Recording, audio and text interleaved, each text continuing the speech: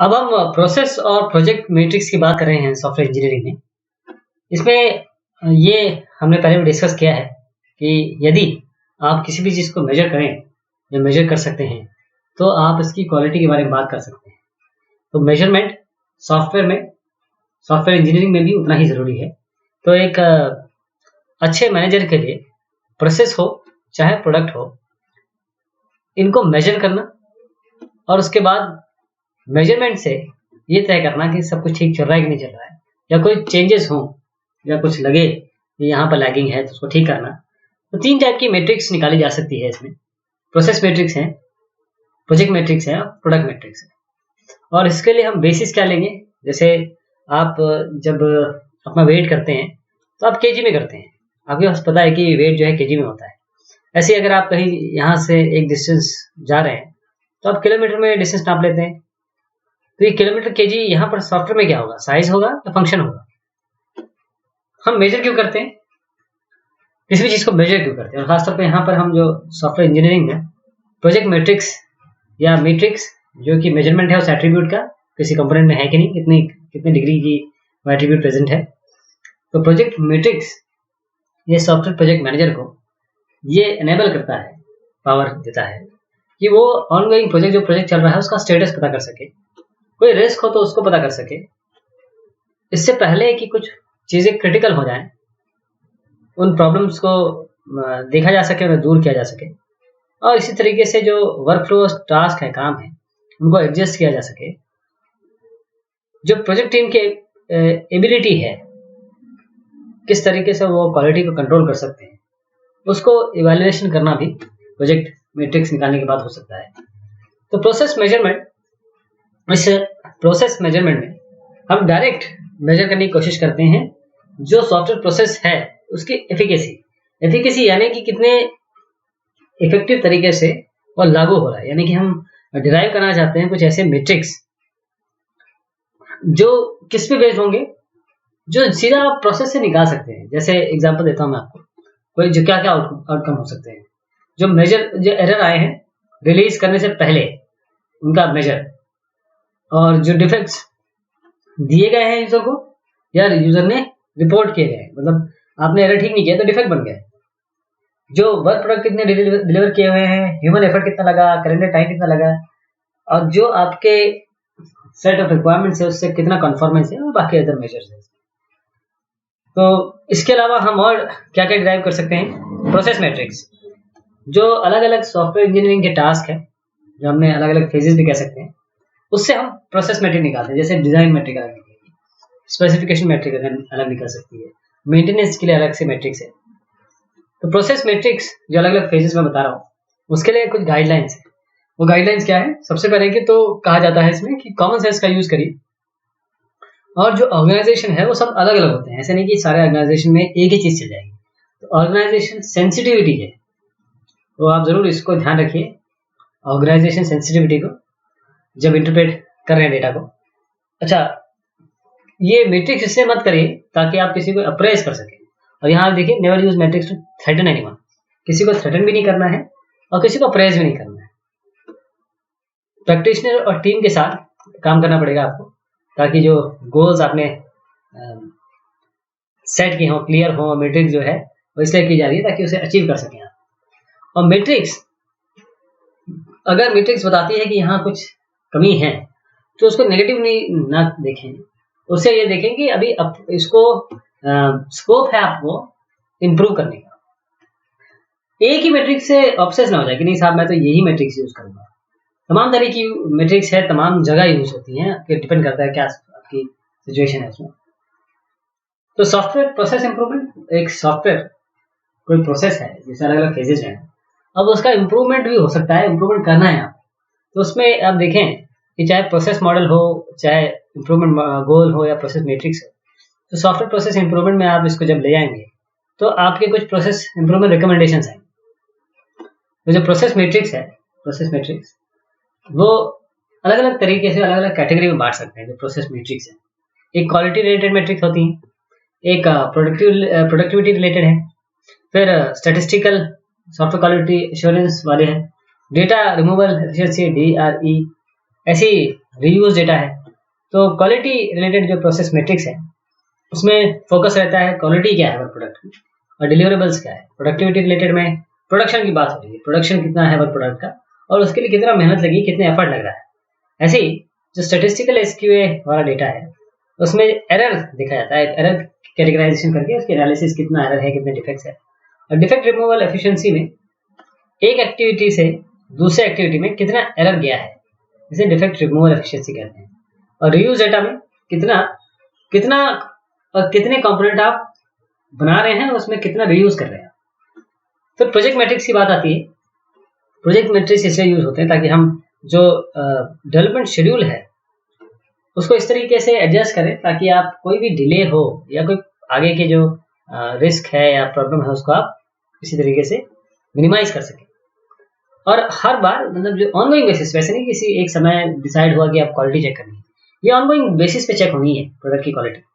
और जब भी इसकी जरूरत हो तब इस क्वालिटी को इम्प्रूव भी करना है। तो हर एक प्रोजेक्ट में आपको मेजर करना है इनपुट इसका, आउटपुट और रिजल्ट। यानी कि इनपुट मतलब जितने रिसोर्सेज हैं, चाहे आदमी हो चाहे टूल्स हो जो उस काम के लिए लगेंगे। आउटपुट यानी कितना क्या डिलीवरेबल्स आ रहा है, क्या वर्क प्रोडक्ट आ रहा है जो आप सॉफ्टवेयर इंजीनियरिंग प्रोसेस के समय आएंगे आपके पास। रिजल्ट का मतलब ये है कि ये जो डिलीवरेबल्स आप जो दे रहे हैं, चाहे ये मान लीजिए कोई डॉक्यूमेंट ही क्यों ना हो, इसकी इफेक्टिवनेस के बारे में बात हो रही है। तो जो टिपिकल प्रोजेक्ट मैट्रिक्स है उसमें एफर्ट्स, जितना मेहनत लग रही है, टाइम लग रही है हर एक इंजीनियरिंग टास्क पे, कितने एरर निकल के आ रहे हैं पर रिव्यू आवर, कितना शेड्यूल है और उसके अगेंस्ट एक्चुअल माइलस्टोन डेट है, चेंजेस कितने हैं और उसकी कैरेक्टरिस्टिक, और डिस्ट्रीब्यूशन कितना है एफर्ट का सॉफ्टवेयर इंजीनियरिंग टास्क में। ये टिपिकल प्रोजेक्ट मैट्रिक्स है आपकी। और जो टिपिकल साइज ओरिएंटेड मैट्रिक्स है उसमें साइज आप देखिए, जैसे कितने एरर्स हैं केएलओसी में, केएलओसी होता है किलो लाइन ऑफ कोड, कितने डिफेक्ट्स हैं पर केएलओसी, कितना अमाउंट, डॉलर मतलब अमाउंट है, कितना अमाउंट पर एलओसी, और पेजेस ऑफ डॉक्यूमेंटेशन पर केएलओसी, कितना एरर है पर्सन मंथ में, कितना एरर है रिव्यू आवर में, कितने एलओसी है पर पर्सन मंथ, कितने अमाउंट लग रहा है पर page of documentation. Function oriented matrix की बात करें जो टिपिकल है उसमें एरर्स पर FP 1000 line of codes, defects पर एफपी, अमाउंट पर एफपी, पेजेस ऑफ डॉक्यूमेंटेशन पर एफपी और एफपी पर पर्सन मंथ। तो ये सारे फंक्शन ओरिएंटेड मैट्रिक्स है। अब देखें ये जो अलग अलग लैंग्वेजेस है, प्रोग्रामिंग लैंग्वेजेस है, अगर आप इसकी एलओसी के बारे में बात करें और लाइन ऑफ कोड, और आप ये एफपी की बात करें जो फंक्शन पॉइंट है, तो अगर इन दोनों कंपेयर करें आप लाइन ऑफ कोड और फंक्शन पॉइंट, तो हर एक लैंग्वेज की अगर केएलओसी नापना शुरू किया आपने तो सबके हिसाब से कम कम हो, मतलब कम और ज़्यादा होता है। कई लैंग्वेज में आपको ज़्यादा लाइन लिखनी पड़ती है, कई लैंग्वेज में आपको कम लाइन लिखनी पड़ती है। तो इसलिए देखिए कि इसका एवरेज अमाउंट या फिर मीडियन, लो, हाई, ये सब वेरी कर रहा है। तो ये वैल्यू जो है वो है लाइन ऑफ कोड पर function point, line of code पर फंक्शन पॉइंट। तो why opt for FP, FP के लिए क्यों आप ऑप्ट करेंगे? एफपी क्या है? Function point. तो दो तरीके की बात कर रहे हैं, एक तो लाइन ऑफ कोड और दूसरा फंक्शन पॉइंट। तो एक तो फंक्शन पॉइंट जो होते हैं वो लैंग्वेज इंडिपेंडेंट है, हमने पहले भी देखा फंक्शन पॉइंट कैसे निकालते हैं, और आपको सीधा काउंटेबल कैरेक्टरिस्टिक मिल जाती है, और पहले ही मैंने आपको सॉफ्टवेयर में शुरुआत में मिल जाता है, तो एस्टिमेशन बहुत अच्छे से हो जाता है। इसमें क्या है कि मान लीजिए कोई बहुत ही अच्छा प्रोग्रामर है, वो 4 लाइन में कोड लिख दिया उसने, और कोई प्रोग्रामर है जो मॉडरेट प्रोग्रामर है वो इसीलिए 10 लाइन ले रहा है, तो उस बेचारे को उसके कारण पेनलाइज नहीं किया जाएगा, क्योंकि ये जो फंक्शन पॉइंट है ये बिल्कुल इंडिपेंडेंट है किसी प्रोग्रामिंग लैंग्वेज से। और दूसरा ये है कि आप जो रियूजेबल कंपोनेंट है उसका भी इम्पैक्ट दे सकते हैं यहाँ पे। अब ऑब्जेक्ट ओरिएंटेड मैट्रिक्स की बात करें तो कितने यूज केसेस हैं, कितने सपोर्ट क्लासेस हैं, कितने सपोर्ट क्लासेस हैं पर जो मेन क्लास की क्लास, कितने सबसिस्टम्स बनाए हुए हैं आपने, तो ये ऑब्जेक्ट ओरिएंटेड मैट्रिक्स के अंतर्गत आता है। अब वेब एप्लीकेशन प्रोजेक्ट मैट्रिक्स की बात करें, क्योंकि वेब ऐप इतना मैंने जैसे बताया बहुत प्रचलित हो गया है, काफी लोग यूज कर रहे हैं, तो हर चीज वेब ऐप पे है। तो वेब एप्लीकेशन के प्रोजेक्ट मैट्रिक्स की बात करें तो कितने स्टैटिक पेजेस हैं, कितने डायनेमिक पेजेस हैं, कितने इंटरनल पेज लिंक्स हैं, कितने डेटा ऑब्जेक्ट्स हैं जो हमेशा परसिस्टेंट रहते हैं आपके वेब पेज पे, कितने एक्सटर्नल सिस्टम्स हैं जिनके साथ आप इंटरफेसिंग कर रहे हैं, कितने स्टैटिक कंटेंट ऑब्जेक्ट्स हैं जो स्टैटिक हैं, कितने कंटेंट ऑब्जेक्ट्स डायनेमिक है जो चेंज हो रहे हैं, कितने एग्जीक्यूटेबल फंक्शन आपने यूज किए, कितनी फंक्शनलिटी दे रखी है, ये सारे आपके वेब ऐप के प्रोजेक्ट मैट्रिक्स में आएंगे। अगर आप देखें तो NSP है आपका number of static web page, NDP मान लीजिए, number of dynamic web page. तो एक कस्टमाइजेशन इंडेक्स निकाल सकते हैं।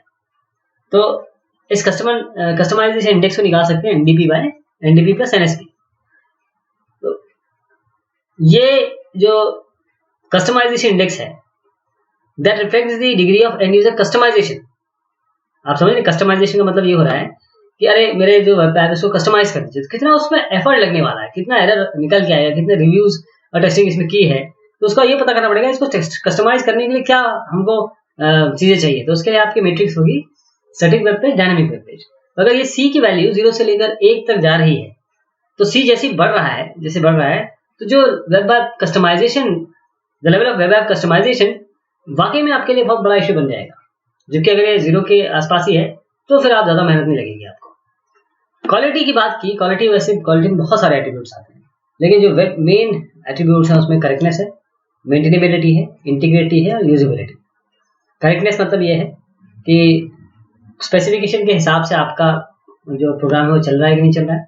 मेंटेनेबिलिटी मतलब ये है कि कितना ये अमीनेबल टू चेंज है, चेंज करने में कितनी दिक्कत होती है या कितने आराम से हो जाता है। इंटीग्रिटी मतलब ये है कोई बाहर का अटैक से कितने अपने आप को रोकता है। यूजेबिलिटी का मतलब ये है कितना आसानी से आप इसको यूज कर सकते हैं। तो इसमें जब मेजर अभी इंटीग्रिटी की बात देखी आपने, तो इंटीग्रिटी दो और आपको एडिशनल एट्रीब्यूट इसमें डिफाइन करने पड़ते हैं इंटीग्रिटी में। एक तो थ्रेट है, ये थ्रेट है, और एक आपका सिक्योरिटी है। तो थ्रेट ये प्रोबेबिलिटी है कि कोई एक अटैक, स्पेसिफिक टाइप का अटैक किसी गिवन टाइम में होगा। सिक्योरिटी आपकी प्रोबेबिलिटी है कि किसी अटैक को रिपेल कर दिया जाएगा, रोक दिया जाएगा। तो इंटीग्रिटी का अगर फॉर्मूला देखें तो इंटीग्रिटी होता है सिग्मा, यह है 1 minus threat into 1 minus security. ये इसका फॉर्मूला है। जैसे आप एग्जांपल लें कि अगर थ्रेट आपका 0.25 है कि भाई अटैक होगा, प्रोबेबिलिटी इसकी है 0.95 है कि इस अटैक को रोक दिया जाएगा, लाइक्लीहुड है कि अटैक को रोक दिया जाएगा। इन दोनों को अगर आप यहाँ रखें तो आपकी 0.99 इंटीग्रिटी हो जाएगी। यानी इंटीग्रिटी बहुत अच्छी है। लेकिन अगर आप यहाँ पर रख दें ये वैल्यूज 0.50 और 0.25, आप देखेंगे आपकी 0.63 हो गई इंटीग्रिटी, जो कि अनएक्सेप्टेबली लो हो गई। फिर डिफेक्ट रिमूवल एफिशिएंसी आती है, DRE जिसे हम कहते हैं। इसमें देखिए ये ई जो है ये एरर्स हैं जो डिलीवरी के पहले आप है आपके सॉफ्टवेयर में, और डी वो वाले डिफेक्ट्स हैं क्योंकि आपने जब डिलीवर कर दिया तो डिफेक्ट्स हो जाते हैं। तो इसलिए DRE होता है E/E+D, ये डिफेक्ट रिमूवल एफिशिएंसी। और जो छोटे ऑर्गेनाइजेशन है उनके लिए भी अलग अलग आपके पास वो है मैट्रिक्स है, जिसमें आपका टाइम कितना, TQ, WL, T1, एक को आप ले सकते हैं, मतलब ये अलग अलग भी काम करेंगे। जैसे एक दो ले लेता हूं मैं, जैसे ये है W change, effort person hours required to make change, change के लिए कितना समय लग रहा है, कितना एफर्ट लग रहा है, ये ले लेते हैं। Error uncovered during work to change, यानी अगर आप चेंज करना है तो एरर कितने निकल के आए समय। और फिर इसके बाद जैसे जो चेंज अगर आप देख रहे हैं, डी चेंज है, ई चेंज है, इन सबको निकाल के तो आप सीधा DRE निकाल सकते हैं, E change by E change plus D change, यानी कि error uncovered during work to make change, और डी चेंज है defect covered uncovered after change is release to the customer base. तो पिछला वाला ही फॉर्मूला यूज किया आपने और ये सब चीजें और इसमें जोड़ दी। तो अगर मीट्रिक के बारे में जानना है, मीट्रिक के बारे में सोचना है, तो सबसे पहले आपके बिजनेस गोल्स क्लियर होने चाहिए। क्या आपको समझना है, क्या सब गोल्स हैं, क्या एंटिटी एट्रीब्यूट है जो सब गोल से रिलेटेड है, आपके मेजरमेंट गोल्स को आपको फॉर्मलाइज करना है, और जो क्वांटिफाइबल क्वेश्चंस हैं, जो इंडिकेटर्स हैं जो आपके इस मेजरमेंट गोल को अचीव करने में काम आ रहे हैं, और जो डेटा एलिमेंट्स हैं जो आप कलेक्ट करेंगे ताकि इस इंडिकेटर को जानने में आपको आसानी हो। फिर जो मेजर्स आप यूज करेंगे ताकि डेफिनेशंस को, जो भी कोई भी डेफिनेशन जो यहाँ की आप दे रहे हैं वो ऑपरेशनल हो। फिर आपको ये देखना है कि इम्प्लीमेंट कैसे हो रहा है, आपके एक्शंस जो भी हो रहे हैं वो इम्प्लीमेंट कैसे हो रहे हैं, उसका मेजर क्या है, और फिर इम्प्लीमेंट करेंगे मेजर को, प्लान बनाएंगे इसका प्रॉपर। तो मैट्रिक्स प्रोग्राम का ये, इसको अगर ध्यान भी ना दें तो बात ये आ रही है कि मैट्रिक्स आपने कौन सा मैट्रिक्स निकालना है, क्या आपके लिए की एरिया है, और उसके लिए कौन सी मैट्रिक आपको यूज करनी है, और कितनी वैरायटी की मैट्रिक है वो आपको पता होना चाहिए। बस इसका मेन मुद्दा ये है। तो ये हमने बात की आपके प्रोसेस ऑफ प्रोजेक्ट मैट्रिक्स की। बहुत शुक्रिया, बहुत मेहरबानी।